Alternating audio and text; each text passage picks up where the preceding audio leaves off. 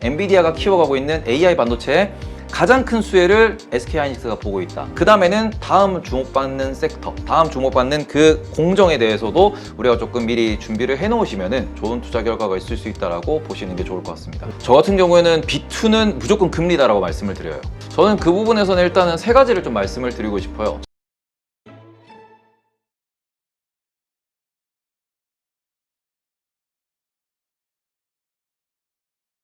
한국 시장도 사실 하이닉스, 삼성전자에 대해서 상당히 비관적이었어요. 불과 제 기억으로는 한 달 전만 해도 이거 뭐 재고가 몇 조니 또 적자 폭이 몇 조니 뭐 이런 얘기가 나왔는데 하이닉스 같은 경우는 벌써 주가가 11만 6천 원대, 그러면 작년에 영업이익이 6조 7조 나왔을 때 이 어떤 주가와 비슷한 상황까지 올라왔단 말이죠. 그러다 보니까 역시 걱정하시는 분들도 있어요. 이게 너무 거품이 낀 거 아니냐, 실적 대비해서. 물론 아무리 주가가 선반영된다고 하지만 너무 심한 거 아니냐, 이런 시각도 있는데 어떻게 보시나요? 저는 하이닉스는 뭐 제 영상을 보신 분들이나 아니면 외부에서 제가 이렇게 말씀드리는 내용을 들어보신 분들은 기억을 하실 수도 있겠지만 저는 올해 하이닉스로 돈을 제일 많이 벌었습니다. 작년 같은 경우에는 뭐 9만 원 밑으로 떨어지고 뭐 7자를 찍을 때도 지금이 사이클의 바닥이니까 사셔야 된다 라고 말씀을 드렸고, 올해 초 같은 경우에는 처음으로 이제 9만 원을 넘어 올라왔을 때가 있어요. 근데 그때는 좀 너무 이른 감이 있다, 이렇게 생각하면서 이거는 저는 매도를 합니다 라고 라이브에서 실제로 말씀을 드렸고요. 다시 밀리면서 연말에 보고 삽시다, 요렇게 계획을 말씀을 드리면서 계속해서 사다가 요번에 11만 원 뚫으면서 제가 일단은 비중을 또 덜어내고는 다시 분할 매수하고 있어요. 근데 지금 뉴스플로우를 좀 따라가 보시면은 처음에 올랐을 때는 뭔가 저가 매수에 의한 상승이었습니다. 그때 같은 경우에는 싸니까 산다라는 마인드였고, 그때는 올라간다라는 부분에 대한 희망이 별로 없었어요. 근데 지금 이번에 올라오는 첫 번째 상승의 재료는 삼성전자가 감산을 시작한다, 말 그대로 수요 공급에서 공급단에서 조절한다라는 거고, 이렇게 되면 정말 바닥이란 얘기입니다. 이 부분에서 먼저 출발을 했고요.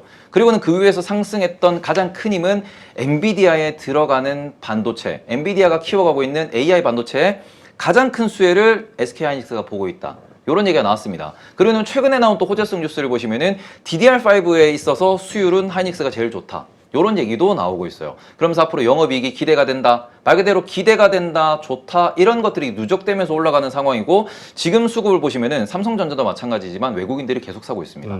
그럼 이런 부분에서 첫째, 앞으로 더 올라갈 수 있는, 원화 기준에서 더 올라갈 수 있는 업사이드가 남아있다는 점은 여전히 매수를 할 수 있는 부분으로 작동한다고 볼 수 있는데, 여기다가 우리나라 환율까지 좀 고민을 해보시면 환율 관점에서는 외국인들은 우리나라가 먹을 수 있는, 우리나라 투자자가 먹을 수 있는 부분보다 10% 정도를 더 먹을 수 있어요.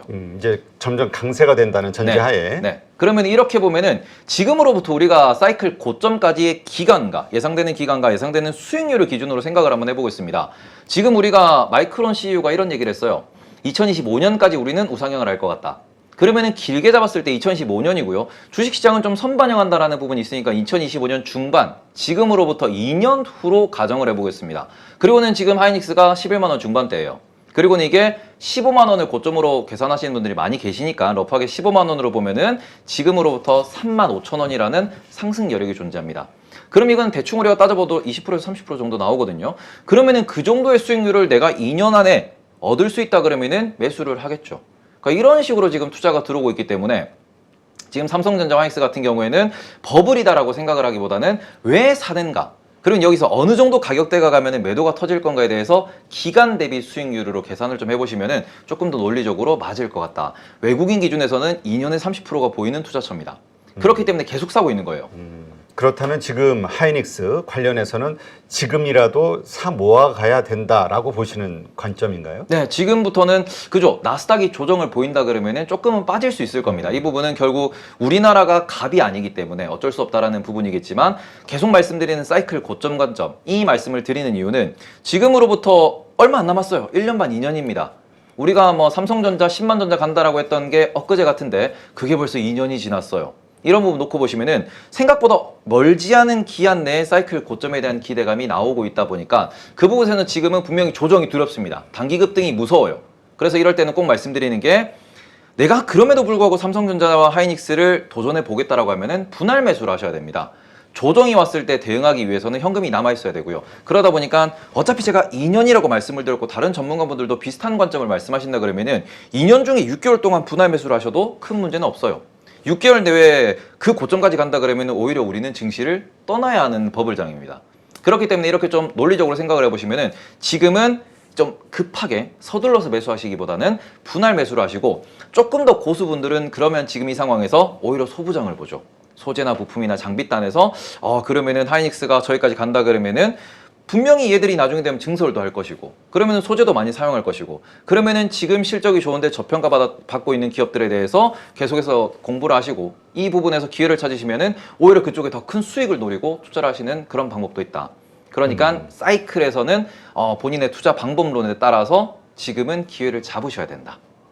지금 말씀하신 대로 그 이제 뭐 하이닉스라든가 삼성전자 같은 경우는 이제 어느 정도 횡보를 하는 모습 보이고 있잖아요. 많이 네. 올라온 상태에서. 네. 그러다 보니까 이제 소부장 가운데서 그 가운데서 후공정 쪽이 이제 관련해서 AI 관련해서 이제 좀 계속 비메모리 쪽으로 성장하는 거 아니냐 이런 시각으로 사시는 분들이 있더라고요. 네. 근데 그런 투자의 아이디어, 이 소부장 가운데서 이 후공정이 과연 최선일까? 이 기본적인 그 우리 생각에 질문을 좀 한다면 어떻게 생각하세요? 후공정 같은 경우는 최근에 많은 분들이 투자하는 이유는 저는 수급 때문이라고 생각을 합니다. 왜냐 그러면은 이게 후공정에도 많은 기업들이 존재하는데 지금 이미 이제 반도체 주식들의 상승 추세를 보시면은 첫 번째로 먼저 뜬 게 테마주들이었습니다. 뭐 테마주라기보다는 실적이 있는데 수급이 먼저 쏠린 기업들이 먼저 쌌고요. 그 기업들 중에서 후공정 기업들이 꽤나 많았어요. 그러고 난 뒤에 지금 삼성전자와 하이닉스가 올라왔고 나머지 종목들이 바닥에서 꿈틀꿈틀 거리고 있는데 여전히 이제 특히 우리나라 투자자들 같은 경우에는 재미있는 투자를 좋아하십니다. 뭔가 좀 역동적인 투자를 많이 하시다 보니까 지금은 후공정이라고 얘기가 많이 나와요. 그런데 좀 있다가 만약에 예를 들어서 기판 쪽에서 이것도 앞으로는 AI 반도체 관련해서 메모리가 많이 필요하고 기판이 많이 필요해. 이런 얘기가 나오면서 수급이 붙으면 또 기판에서 놓으실 겁니다. 네. 그러니까 말 그대로 지금 소부장에서는 매매단에서 후공정에 좀 더 많이 집중을 하신다라고 보실 수 있는 거고 그렇다고 후공정만 좋은 거냐? 이것보다는 오히려 나머지 종목들도 다 좋겠지만 순서대로 어떻게 보면 순환매 관점에서 후공정이 먼저 주목을 받고 있고 그 다음에는 다음 주목받는 섹터, 다음 주목받는 그 공정에 대해서도 우리가 조금 미리 준비를 해놓으시면은 좋은 투자 결과가 있을 수 있다라고 보시는 게 좋을 것 같습니다. 네. 뭐 반도체 투자를 하시니까 어떻게 보세요? 이 후공정 다음으로 좀 좋아질 만한 그 섹터, 이 소부장 가운데서 어느 쪽이라고 보세요? 저 같은 경우에는 가장 좋아하는 건 결국 소재거든요. 소재는 왜냐 그러면은 우리나라가 지난 한 10년 동안 국산화에 좀 열을 많이 올렸고요. 특히 우리가 코로나 예전 같은 경우에는 한일 화이트리스트 이런 이슈가 좀 있으면서 요것 때문에 주목받았던 기업들이 분명히 존재를 합니다. 그리고 그 기업들 같은 경우에는 계속해서 최근에 증설을 발표한 기업들이 꽤나 많아요. 그럼 이런 기업들은 소재가 증설되고 더 많이 생산되면은 결국에는 거기에 맞는 정직한 납품에 대한 실적에 대한 증가를 좀 우리가 확보할 수 있기 때문에 그러면 숫자가 늘어난다 그러면은 주가는 올라갈 수 있겠죠. 이런 일정들 중심으로 좀 보시면은 이게 후공정도 분명히 어찌 보면은 뭐 기술력이 있어가지고 지금 삼성전자가 TSMC를 따라잡기 위해서 투자한다. 큰 이슈는 그런 이슈가 있습니다. 그런데 소재라고 그래서 투자를 안 하냐 그러면은 지금 말 그대로 우리나라가 뭐 국산화를 하고요. 그리고는 우리나라 내 삼성전자 내에서 하나의 밸류체인을 만들기 위해서 좀 정부 쪽에서 아니면 삼성에서도 지원을 많이 했기 때문에 이런 부분에서는 저는 뭐 가리지 않고 공부하시는 게 중요하다. 이렇게 말씀을 항상 드리고 있습니다. 일단 그 밸류체인에 대해서 좀 봐야 되겠군요. 이 공정 자체에 대한. 네. 근데 요즘 장비주 같은 경우가 일본이 이제 중국에 대한 반도체 규제로 장비 수출 규제가 들어가잖아요. 그거에 대한 반사 이익을 우리 업체들이 받지 않겠냐? 이런 그 투자의 아이디어를 갖는 분들이 느는 것 같아요. 네. 이런 부분은 어떻게 보세요? 근데 지금 그 부분에서는 조금은 조심스러운 게 일본이 그렇다고 아주 그 첨단 ASML과 같은 첨단 제조 장비만 만드냐 그러면은 또 그건 아닙니다. 그러니까 말 그대로 우리가 DUV라는 공정이 있고 EUV라는 공정으로 좀 러프하게 나누는데 DUV 같은 경우에는 말 그대로 구시대 장비라고 보시면 되고요. 요 장비 같은 경우에는 국내에서도 만드는 기업들이 존재하고 일본에서 만드는 기업, 미국에서 만드는 기업도 존재를 합니다. 그런데 지금 중국으로의 수출을 제한하는 그런 리스트를 보면은 EUV 있다는 장비 혹은 DUV 중에서도 조금은 최첨단에 있는 장비들만 제한을 하고 나머지 장비는 수출을 하도록 그냥 냅둡니다. 왜냐하면 그거는 큰 돈이 안 되고요. 중국이 없으면 어차피 전 세계 반도체 시장이 멈추다 보니까 이게 레벨업을 제한을 하는 조치지 너네들이 반도체를 아예 하면 안 되라는 조치는 아니거든요. 그럼 이런 부분에서 장비 업체들 중에서 그런 이슈로 올라가는 기업들 같은 경우에는 조금은 경쟁력이라든지 아니면은 그런 식으로 중국 내부에서도 그 기술력은 대체할 수 있다라는 또 의견도 있기 때문에 그런 부분에서 이제 앞으로 중국 시장이 어떻게 대응하는지 정말로 실적이 찍히는지는 좀 조심스럽게 봐야 되지 않을까. 그리고는 반대로는 저는 오히려 장비주는 이번에 큰 사이클이 올 수 있다고 생각은 하고 있거든요.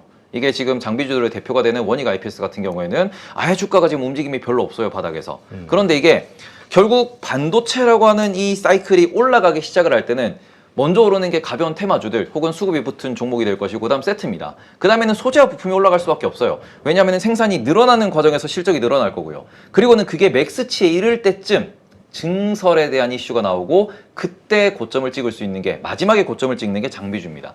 그래서 이게 어떻게 보면은 순서라는 개념은 조금은 이상하긴 하지만 일단 수급 자체가 그런 식으로 흘러갈 거기 때문에 오히려 장비주 중에서도 우량하게 지금 못 가고 있는 눌려있는 종목들 같은 경우에는 더 큰 수익률을 목표로도 투자 아이디어로 가져가실 수 있다. 그러니까 뭐 개인별로 보는 종목이나 보는 이슈는 다 다를 수 있겠지만 본인이 조금은 장기적으로 가치 있는 투자를 하고 싶다라고 하시면은 그런 사이클 관점에서 정말 1티어라고 부르는 그런 장비 종목들 공부해 보시는 것도 좀 좋은 기회가 되지 않을까 생각하고 있습니다. 그러니까 이미 많이 오른 섹터 혹은 공정 쪽보다는 아직 오르지 않은 조금만 우리가 시간이 필요한 기다려야 되는 이런 쪽에다가 넣고 기다리는 전략 이게 좀 더 유리할 수 있다. 네. 네, 알겠습니다.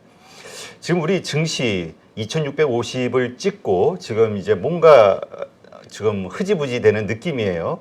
이걸 하나의 일시적인 조정으로 봐야 될지 아니면 일단 고점 찍고 어떤 박스권 고점으로 딱 찍고 이제 또 다시 내려가는 어떤 하방의 움직임으로 봐야 될지 지금 많은 분들이 좀 헷갈려 하는데 어떻게 보세요? 저는 그 부분에서는 일단은 세 가지를 좀 말씀을 드리고 싶어요. 첫 번째 같은 경우에는 현재는 외환 시장입니다. 달러 인덱스 그리고는 우리 원달러 환율에 대해서 조금 말씀을 드리고 싶은데 지금 원달러 환율이 우리나라가 2650까지 올라가는 구간 동안 상당히 원화가 독보적인 강세를 보였습니다. 그리고는 그 부분에 있어가지고 외국인들이 또 반도체 매수를 많이 하고 이러면서 지수도 올라가고 환율도 좋아지는 모습을 보였는데 오늘 아침 기준으로 지금 1280원대까지 다시 올라가 있는 상황입니다. 환율 시장의 동향을 보면은 지금 말 그대로 한국에 대한 과매수에 대한 우려도 분명히 존재한다라고 보실 수 있는 부분이다 보니 이런 부분에서 나스닥도 조금 고점인 것 같은데 그다음 엔비디아가 여기서 좀 조정을 받을 수 있을 것 같은데 이런 이슈들이 같이 겹치면서 외환시장 이슈와 함께 조금은 한국에 대한 경계보다는 이 정도면은 좀 충분히 단계 많이 올라서 차익 실현 정도가 있다라고 보시는 게 좋을 것 같고요. 그 다음에는 지금 우리나라가 갑이 아니다라고 말씀을 드렸는데 결국 미국 증시입니다. 미국 증시가 지금 여기서 흔들린다라고 하면은 우리나라도 조정을 받을 수밖에 없겠죠. 근데 그 부분에서 한 가지 신기한 거는 최근에 한 일주일 정도 차트를 보시면은 코스피가 2650을 찍고는 2600을 안 깨고 있어요. 종가가 돼서 어떻게 해서든 2600은 만들어내고 있습니다. 이거는 뭐냐 그러면은 더 올라갈 수 있다라는 가능성을 열어놓고 이 정도에서는 저가 매수를 한다. 라고 하면서 총알도 남겨놓는 어찌 보면 현금을 들고 있는 상황에서 어느 정도 2600 방어 플레이를 하고 있다라고 볼 수 있는 대목이거든요. 그럼 이 부분에서 미국이 지수를 조정받으면 조금 밀릴 수 있어요. 근데 코스피 평선을 보시면은 2550 혹은 2500 정도까지는 열려있지만 그 밑으로는 내려갈 확률이 매우 낮습니다. 그럼 이런 것들을 놓고 보실 때는 지금 외환시장, 미국 시장 이런 부분에서는 단기 급등에 대한 차익에 대한 우려 차익 실현에 대한 우려만 존재라는 거지 이거를 좀 많이 눌릴 수 있다라고 보시고 조금은 아끼고 멀리 있는 것은 지금은 그렇게 하면은 조금 돈을 못 버는 플레이가 될 수 있다. 그러니까 저 같은 경우에는 그 부분에서 마지막으로 사이클까지 다 생각을 하면은 외환시장, 나스닥 조정, 그 다음에는 현재 사이클 고점 이걸 다 종합을 해봤을 때는 지금은 분할 매수를 하시면서 조금은 여유 있게 보시고 한 3개월, 6개월 정도를 밀리면 어쩔 수 없고 올라가면은 뭐 이렇게 좀 계속해서 올라갈 수도 있으니까 따라 사는 이런 전략으로 접근하시는 게 지금 정답이 없는 시장이다 이렇게 보시는 게 좋을 것 같습니다. 지금 그런 차원에서 우리가 어떤 투자 전략을 세워야 되느냐 현금 비중과 관련해서 의견이 좀 나뉘어요. 이런 강세장에서는 100% 현금으로 지금 가야 된다 이렇게 공격적이신 분들 심지어는 지금 우리 나오는 뉴스 보면은 B2에 대한 고민들이 많잖아요. 네. 지금 코스피 코스닥 양 시장 해가지고 거의 20조 가까이 B2 나오고 있으니까 이러한 공격적인 성향이 맞는 것이냐 수익 극대화에 혹은 현금 비중을 이런 시장에서도 적정히 들고 가야 되는 어떤 움직임을 가져가야 되느냐 의견이 나뉘는데 어떻게 보세요? 저 같은 경우에는 B2는 무조건 금리다라고 말씀을 드려요. 지금 대출을 내서 집을 산다라는 관점이랑 동일하게 보시면은 지금 대출을 내서 혹은 신용 미수를 이용해서 레버리지를 일으켜가지고 주식을 산다라는 거는 지금 풀 대출을 일으켜서 집을 산다라는 것과 동일한 겁니다. 근데 지금 금리를 생각을 하면은 지금 내가 대출을 최대한 땡겨가지고 집을 산다라고 하시는 분들은 뜯어말리죠. 아, 왜 그래? 지금은 금리 부담이 너무 높은데 아직 바닥인지 아닌지 확인도 안 됐는데 금리가 좀 내려왔을 때 뭔가 그런 시그널이 나올 때 투자를 해야 되지 않겠냐, 이런 얘기를 분명히 할 수 있거든요. 근데 주식도 똑같은 논리입니다. 지금 비투를 하신다라는 거는 조금은 많이 위험한 상황이다. 항상 말씀드리는 게 이게 이자 부담과 그다음에 내가 혹시나 물렸을 때까지 생각을 해야 되는데, 지금 만약에 물려서 이걸 만약에 3개월 이상 끌고 가버린다 그러면은 이자율이 8% 9%가 나올 거예요. 그러면 1년 동안 8% 9% 벌면 되지라고 간단하게 생각하실 수도 있지만, 그럼 버는 게 없죠. 이자로 다 나가는데. 그러니까 이런 부분을 놓고 보실 때 지금은 비투는 제발 안 하셨으면 좋겠다. 뭐 일반적인 구간에서도 비투가 그렇게 권장되는 투자는 아니지만 적어도 지금의 고금리는 절대 피해야 되는 투자다. 이렇게 좀 말씀을 드리고 싶고요. 그런 부분에서 현금 비중이라고 이게 말씀을 하시는데, 저는 현금 비중을 이렇게 뭐 사람마다 다 다르기 때문에 이렇게 말씀을 드립니다. 꾸준한 수익이 있는 분들, 월급을 받는 분들 같은 경우에는 그렇게 현금 비중을 고민하실 필요는 없다. 계속해서 현금이 들어오니까. 네. 그리고는 내가 만약에 투자금이 좀 크다든지 아니면은 약간은 불규칙한 내가 수입이 있다라고 하시는 분들은 6개월 정도의 생활비는 남겨놓으시고 투자를 하셔라. 왜 이렇게 말씀드리냐 그러면은, 만약에 여기서 중국 이슈로 혹은 뭐 미국의 뭐 중소형 은행이나 상업용 부동산 이슈로 밀린다 그러면은 6개월은 회복 안 돼요. 그러면은 그 6개월 동안 생활할 수 있는 돈은 분명히 들고 계셔야 되기 때문에 6개월 정도의 생활비는 남겨놓으시고, 그리고는 나머지를 투자하시는 게 좀 더 맞지 않을까.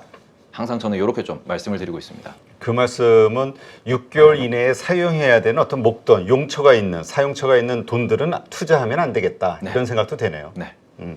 알겠습니다.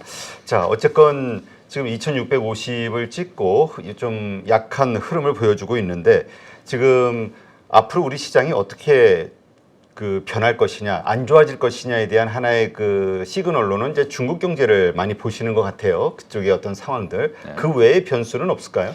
일단은 연준에서도 대놓고 얘기한 부분이 뭐냐면은 미국의 상업용 부동산과 미국의 지역은행입니다. 그러니까 이 부분에 있어가지고 아직까지는 본인들이 면밀히 모니터링하면서 문제가 없다라고 얘기를 했어요.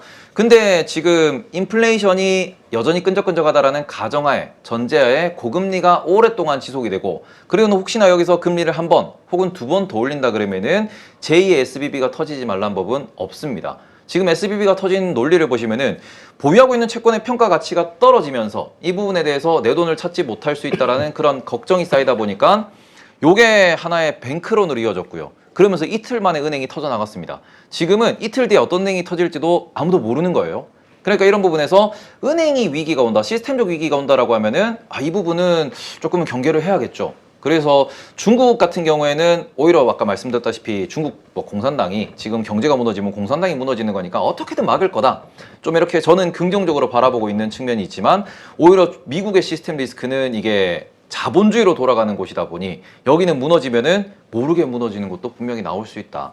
저는 그래서 아무래도 미국의 상업용 부동산이나 아니면은 중소형 은행들의 흔들림에 대해서는 이거는 섹터 차원이든 아니면은 뭔가 그 종목들의 특징적인 움직임이든 조금은 관찰을 눈여겨보시면 좀 좋은 뭔가 대응이 될 수 있다라고 생각은 하고 있습니다. 네.